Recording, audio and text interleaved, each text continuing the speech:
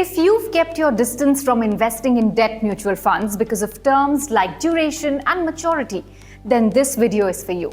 Debt mutual funds help investors get exposure in fixed income securities that may help them achieve various financial goals. But they often are considered a little more complex for the average investor to understand. First is current yield or yield. Yield is basically the return on the investment made in the bond. Once a bond is issued, it trades in the market and its market value changes. Yield will be the coupon or the fixed interest that the bond carries divided by the market value of the bond. Remember one simple rule: when yield goes up, bond prices go down and vice versa. Yield to maturity. This is a term often used for debt mutual fund portfolios. It's the rate of return an investor may expect if all the securities in the portfolio are held until maturity. For instance, if a debt fund has a YTM of 10%, it means that if the portfolio remains constant and until all the holdings mature, the return to the investor would be 10%.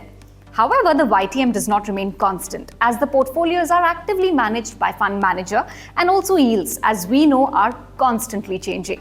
Nevertheless, it's a good indicator of the returns the investor may expect. Credit rating. During the life of a fixed income security like bond, the issuer of the bond pays interest and on maturity, the principal amount. Credit rating denotes the ability of the borrower to actually meet these payout obligations. Low-rated bonds may offer better returns but are likely to default.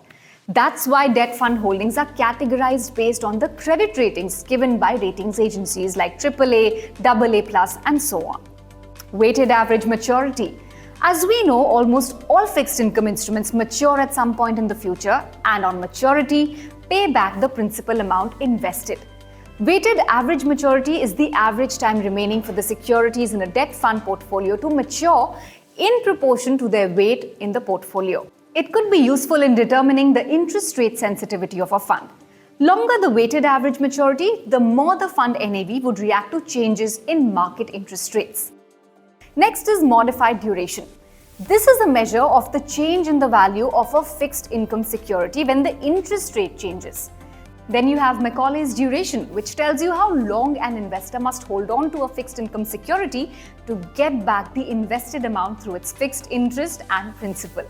It calculates the weighted average time to receive the cash flows from debt security. Alright, so we hope the next time you pick up the fact sheet of a debt mutual fund, you're able to understand the bearing of these terms on your investment. Mutual fund investments are subject to market risks. Read all scheme-related documents carefully.